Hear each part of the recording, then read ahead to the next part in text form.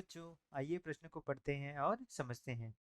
समीकरण y बराबर a sin omega t minus के एक्स को दो अन्य रूपों में व्यक्त कीजिए। प्रश्न में हमें प्रगामी तरंग की समीकरण दी गई है और इसे हमें अन्य दो रूपों में व्यक्त करना है। प्रश्न को हल करने से पहले हम प्रश्न की मुख्य अवधारणा के बारे में समझ लेते हैं। इस प्रश्न के लिए हमारी जो मुख्य अवधारणा हो जाएगी, हम यहाँ कुछ सूत्रों का प्रयोग करेंगे।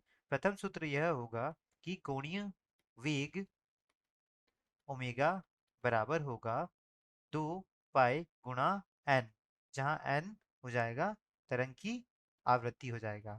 और साथ ही मानक समीकरण जो होती है हमारी, वह यह होती है कि y बराबर a sine omega T minus के एक्स। यह कब होगी? जब कण प्लस x दिशा में गति कर रहा हो।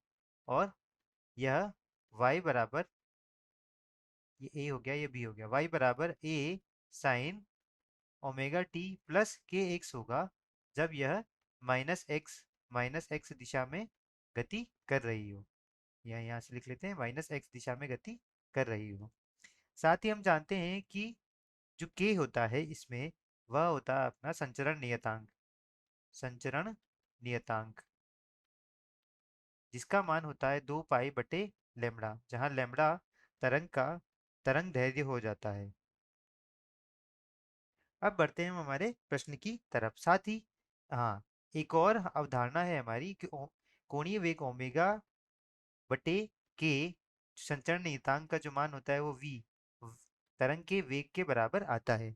अब इन सब का प्रयोग करके हम इस समीकरण को दो अन्य रूपों में व्यक्त करेंगे। सबसे पहले हम समीकरण को लिखते हैं y बराबर a sine omega T minus के एक्स, यहाँ पर लिख लेते हैं। यहाँ से हम ओमेगा को बाहर निकालते हैं तो यह बचेगा t माइनस, हो गया ये x के एक्स बटे ओमेगा।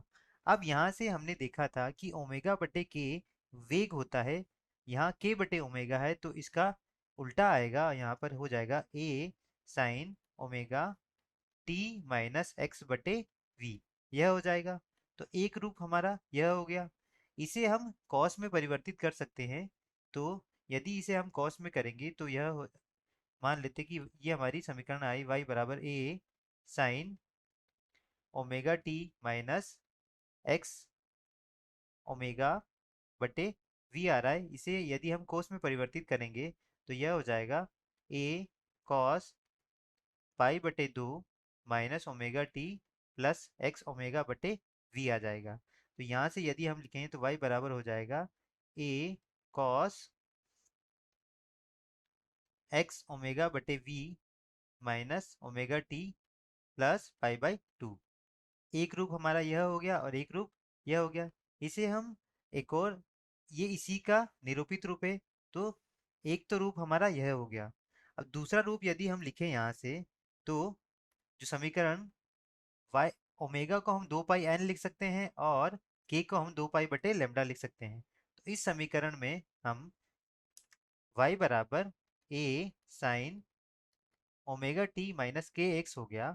तो ओमेगा को हम 2 पाई n के बराबर और k को 2 पाई बटे लेमडा के बराबर लिखेंगे। तो a साइन 2 पाई n, जहाँ n आवृत्ति है, गुणा t माइनस k का मान हो गया 2 पाई बटे लेमडा, इस मान में लिख सकते हैं। तो y बराबर हो गया यहाँ से a 2 पाई और 2 पाई यहाँ से यदि हम बाहर निकालेंगे तो साइन 2 पाई, यह हो गया n गुणा t minus 2 pi but sorry, यहाँ 2 पाई हम बाहर ले चुके हैं। तो यहाँ से जो मान होगा वह हमारा होगा 2 पाई x। तो यहाँ x बटे लेमडा आ जाएगा। तो यह हमारा क्या दूसरा रूप हो गया। तो प्रथम रूप हमारा यह हो गया और द्वितीय रूप हमारा यह हो गया। तो यही प्रश्न का हल है। आशा करता हूँ आपको समझ आया होगा। धन्यवाद।